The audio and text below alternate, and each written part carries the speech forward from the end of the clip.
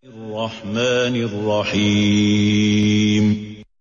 Wat-tini waz-zaytun wa turi sinin wa hadzal baladil amin. Laqad khalaqnal insana fi ahsani taqwim. ثم رددناه أسفل سافلين. Inilah salah satu surat pendek yang sering kita baca di waktu sholat, At-Tin. Sebuah surat yang menerangkan bahwa manusia telah diciptakan dalam bentuk paling baik, sempurna. Namun atas kuasa Allah pula, manusia dikembalikan ke tempat yang paling hina. Apa sebenarnya maksud Allah Subhanahu wa Ta'ala lewat surat ini? Inilah rahasia Surah At-Tin dalam perspektif Hasanah Ensiklopedia Islam Dunia.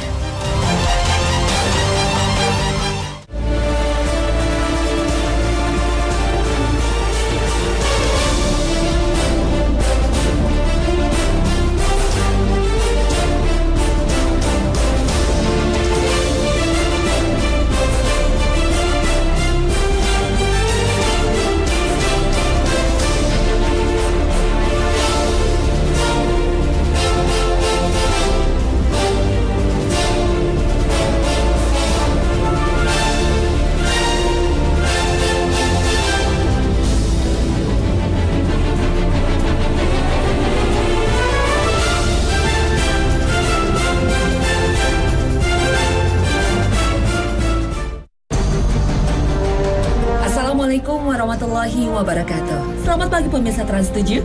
Hasanah Ensiklopedia Islam Dunia pagi ini kembali hadir ke hadapan Anda untuk berbagi wawasan keislaman dan berwasiat dalam kebajikan. Mungkin kita semua tahu manusia adalah makhluk yang sempurna. Namun kita sering tidak sadar dengan kesempurnaan kita. Oleh karena itu, mari kita simak Surah At-Tin. Surah At-Tin terdiri dari 8 ayat, termasuk golongan surah Makkiyah yang menjelaskan bahwa manusia adalah makhluk terbaik, baik jasmani maupun rohaninya. Namun, derajat manusia akhirnya runtuh, bahkan lebih rendah dari binatang jika manusia tidak mampu mempertahankan kemuliaannya. Laqad khalaqnal insana fi ahsani taqwim. ثم رددناه أسفل سافلين إلا الذين آمنوا وعملوا الصالحات فلهم أجر غير ممنون. Ibnu Jarir meriwayatkan dari Al-Ufi dari Ibnu Abbas, para sahabat bertanya kepada Rasulullah tentang sekelompok orang yang sudah pikun. Lalu turunlah ayat dalam surah At-Tin ini. Allah Ta'ala memaafkan mereka dan mereka akan mendapat pahala dari amal soleh yang dahulu mereka lakukan.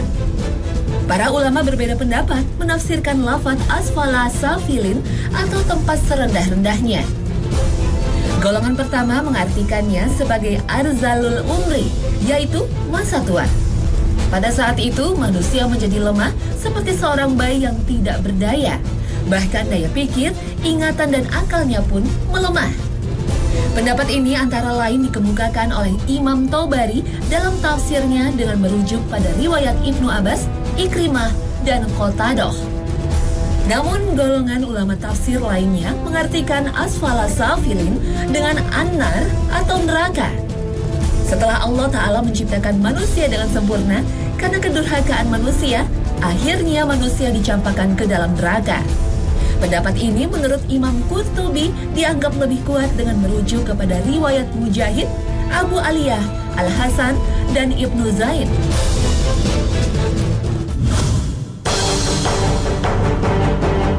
Dalam surah At-Tin, Allah Subhanahu wa Ta'ala memulai dengan sebuah sumpah, Wat-tini waz-zaitun.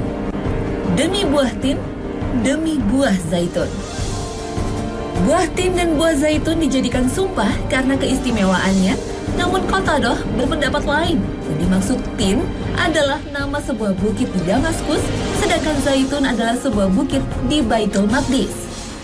Menurut riwayat dari Ibnu Abbas, yang dimaksud tin adalah masjid yang didirikan oleh Nabi Nuh alaihissalam di Bukit Al-Judi, dan zaitun adalah Baitul Maqdis yang berada di Yerusalem. Buah tin dan buah zaitun banyak tumbuh pohonnya di wilayah Palestina. Bahkan di Yerusalem terdapat sebuah bukit yang dinamai Bukit Zaitun. Selain bukit ditanami banyak pohon zaitun, juga dipercaya di tempat inilah Nabi Isa alaihissalam Mi'raj atau diangkat oleh Allah ke langit. Pada ayat selanjutnya Allah bersumpah, "Wa turi sinina wa hadzal baladin amin." Demi Gunung Sinai dan demi negeri yang aman. Gunung Sinai atau dikenal dengan Tur Sina merupakan tempat Nabi Musa alaihissalam bermunajat selama 40 hari kemudian menerima kitab Taurat. Sedangkan yang dimaksud dengan negeri yang aman adalah Mekah Al-Mukarramah. Imam Ibnu Katsir berkata, inilah 3 tempat yang masing-masing Allah telah bangkitkan para nabi, para rasul terkemuka yang telah membawa syariat dari Tuhannya, yaitu Baitul Maqdis yang banyak ditumbuhi pohon tin dan zaitun. Disinilah Allah mengutus Nabi Isa alaihissalam. Kedua, Tur Sina, tempat Allah bercakap-cakap dengan Nabi Musa alaihissalam. Dan ketiga, kota Mekah, tempat kelahiran Nabi Muhammad SAW. Di kota inilah Allah mengutus Nabi Muhammad sebagai rasulnya dan penutup para nabi. Ketiga tempat ini menurut Imam Ibnu Katsir sudah dijelaskan dalam kitab Taurat. Telah datang Allah dan Tur Sina, yaitu Allah Subhanahu wa Ta'ala telah bercakap-cakap dengan Musa dan memancar dia dari Seir, yaitu di antara bukit-bukit di Baitul Maqdis yang di sana Isa Al-Masih dibangkitkan, dan menyatakan dirinya di Faron, yaitu nama bukit-bukit Makkah, tempat Muhammad SAW diutus. Ada tafsir lain yang dimaksud dengan sumpah Allah ini adalah pohon tin yang daun-daunnya digunakan Nabi Adam dan Hawa untuk menutupi tubuhnya setelah dilucuti pakaiannya di surga karena melanggar larangan Allah untuk makan buah khuldi. Pendapat lainnya, pohon tin adalah pohon yang tumbuh di sebuah gunung tempat perahu Nabi Nuh terdampar setelah banjir besar yang memusnahkan kaumnya. Ibnu Taimiyah rahimahullah berkata, maka firman Allah demi buah tin, demi buah zaitun, demi bukit Tur Sina, demi negeri yang aman ini adalah sumpah kemuliaan yang dianugerahkan Allah kepada 3 tempat yang agung. Di sanalah petunjuk Allah berupa kitabnya Taurat, Injil, dan Al-Quran diturunkan. Inilah pendapat para ulama dalam menafsirkan surah At-Tin. Wallahu a'lam.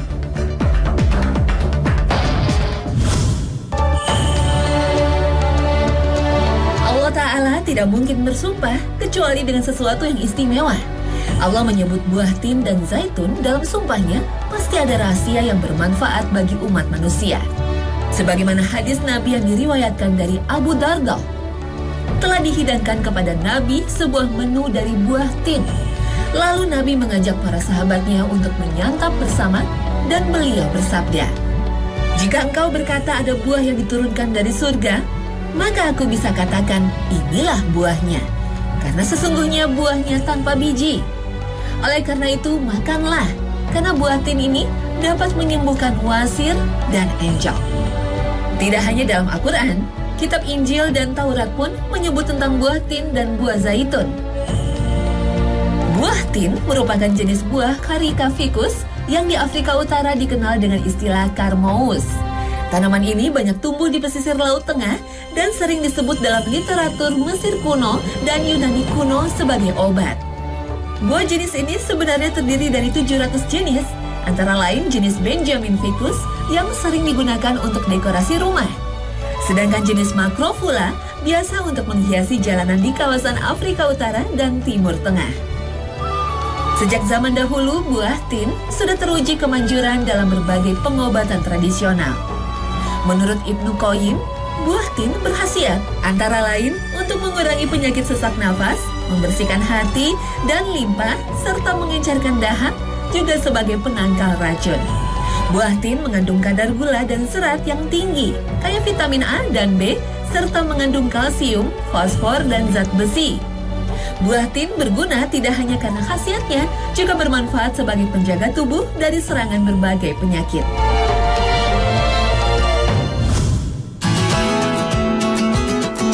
Selain buah tin, Allah Ta'ala juga menyebut buah zaitun dalam sumpahnya. Rasulullah pernah bersabda, "Hendaklah kalian menggunakan minyak zaitun sebagai lauk dan buatlah ia sebagai minyak oles.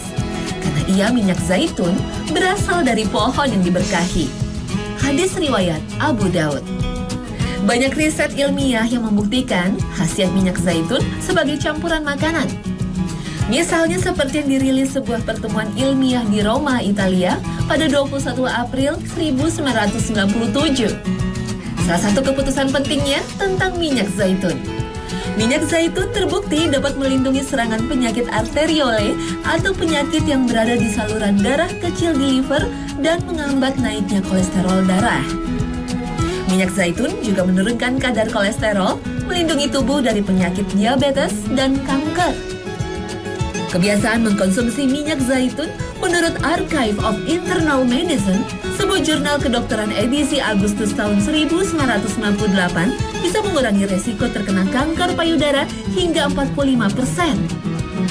Jurnal ini juga pernah mempublikasikan hasil riset Dr. Aldo Faroro dari Universitas Napoli pada tahun 2000. Riset yang dilakukan kepada 32 pasien penderita tekanan darah tinggi ini untuk mengetahui perbedaan khasiat antara minyak zaitun dan obat kimia. Ternyata pasien yang rutin mengkonsumsi minyak zaitun menunjukkan penurunan tekanan darah. Dalam studi yang dipublikasikan majalah Lens tahun 1999, negara paling miskin di Eropa yang penduduk mayoritas muslim yaitu Albania, ternyata angka kematiannya sangat rendah. Karena penduduk Albania terbiasa mengkonsumsi minyak zaitun.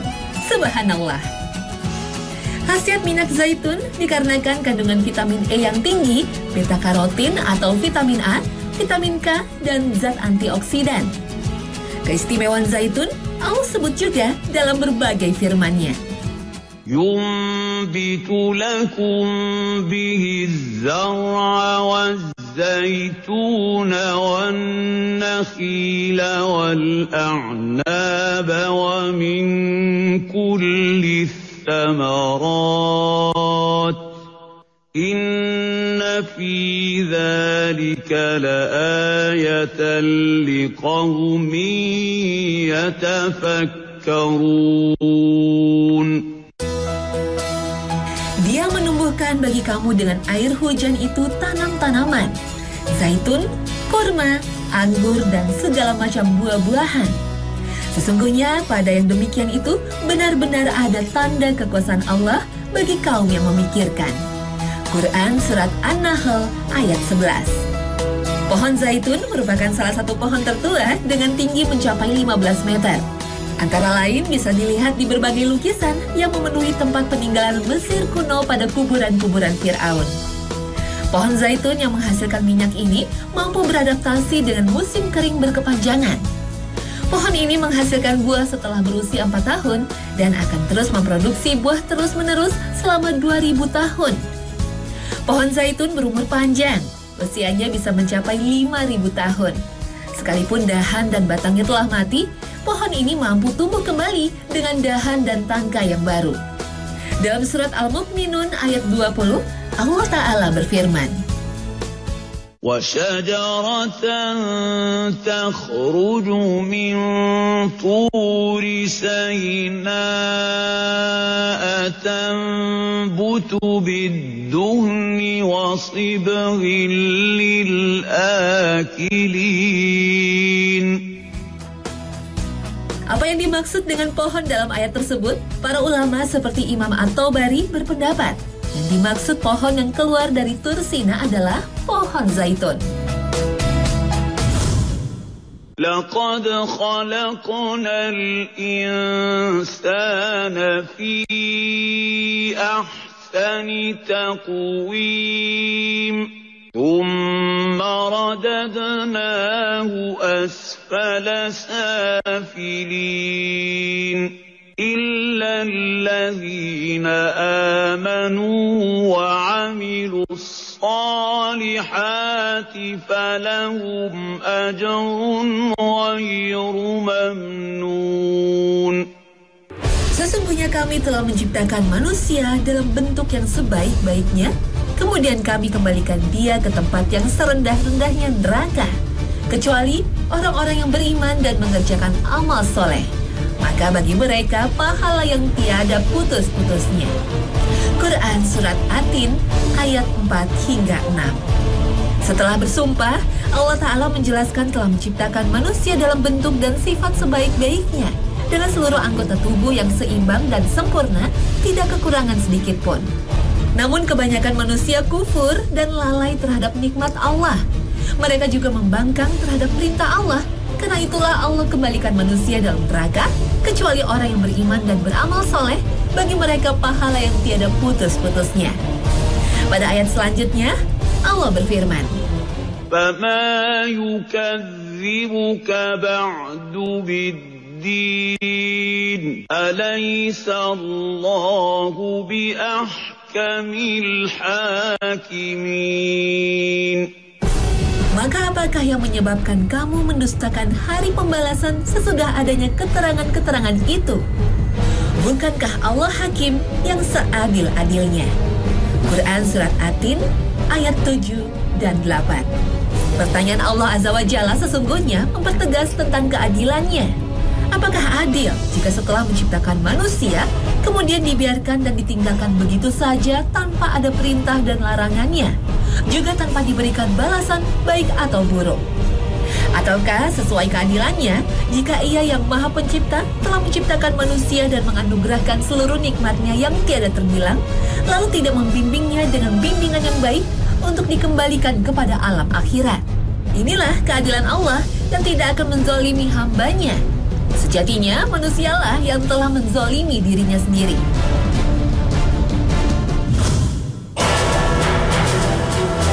Allah Ta'ala telah menciptakan tubuh manusia dengan sempurna, namun hanya sedikit yang bersyukur.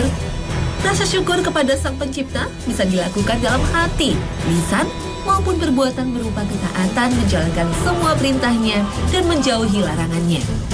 Namun ingatlah, iblis akan terus mengganggu manusia hingga kita menjadi makhluk yang tidak bersyukur. ثُمَّ لَآتِيَنَّهُمْ مِنْ بَيْنِ أَيْدِيهِمْ وَمِنْ خَلْفِهِمْ وَعَنْ أَيْمَانِهِمْ وَعَنْ شَمَائِلِهِمْ وَلَا تَجِدُ أَكْثَرَهُمْ شَاكِرِينَ.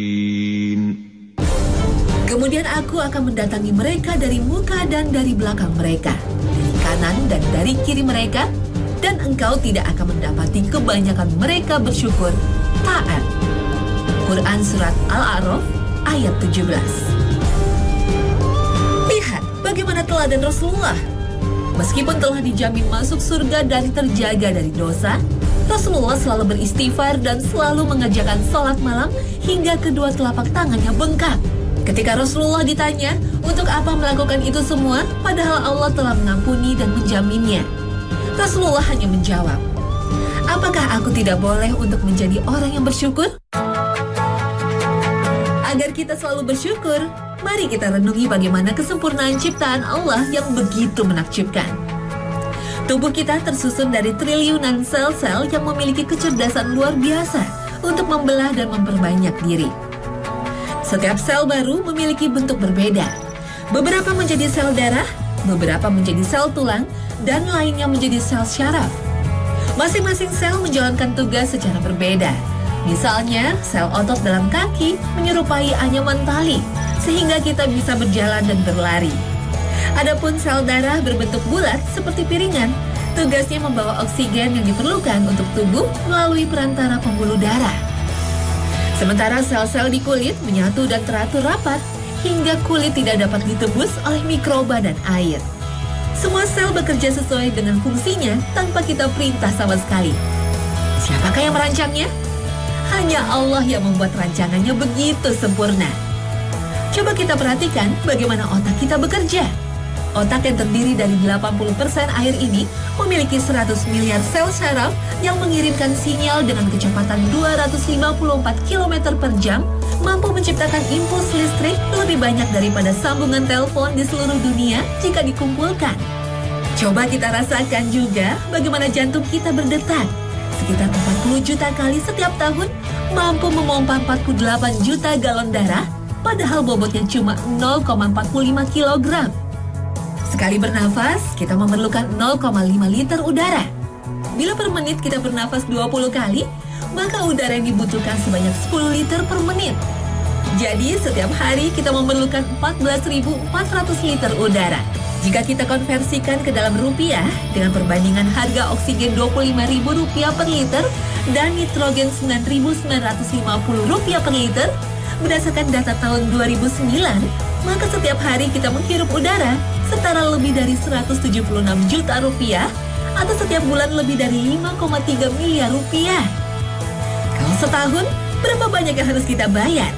Tapi kita tidak perlu membayar semahal itu. Semuanya diberikan oleh Allah Subhanahu wa Ta'ala secara gratis. Ini baru sedikit nikmat Allah yang seringkali tidak kita sadari. Padahal begitu banyak nikmat Allah yang dianugerahkan untuk manusia. Masihkah kita kufur terhadap nikmat-nikmatnya? فَبِأَيِّ آلَاءِ رَبِّكُمَا تُكَذِّبَانِ. Nah pemirsa, inilah tafsir surah Atin beserta hikmah yang bisa kita dapatkan. Mudah-mudahan kita selalu menjaga amanah kesempurnaan diri kita dengan istiqomah beriman kepada Allah dan Rasul-Nya, serta selalu beramal soleh. Mudah-mudahan kita termasuk hamba-hambanya yang selalu bersyukur. Terima kasih atas perhatian Anda, dan wassalamualaikum warahmatullahi wabarakatuh.